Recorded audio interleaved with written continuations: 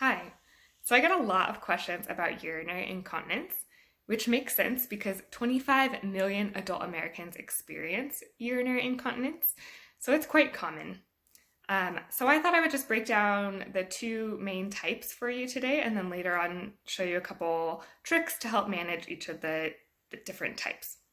So to start with a main definition for urinary incontinence overall, it's just any involuntary loss of urine. So whether it's a few drops or fully wetting yourself, it's all considered incontinence. And by the way, none of it is normal. It is very common. You're not alone if you experience it, but please don't say, well, I'm just going to have to deal with it because I just had a baby or because I'm of a certain age or I do CrossFit.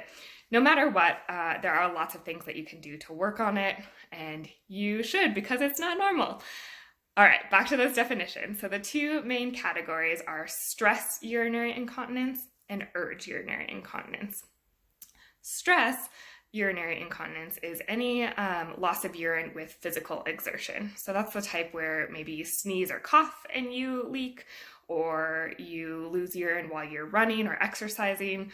All of that is related to the physical exertion, and so that would fall in the stress category. The other type, urge, is any loss of urine right after you get a strong urge to use the bathroom and then you can't quite make it in time. Often there are triggers that cause it, not always, but you're pulled into the driveway and then all of a sudden, holy cow, I gotta go, and you can't quite make it in time. That would be urge urinary incontinence.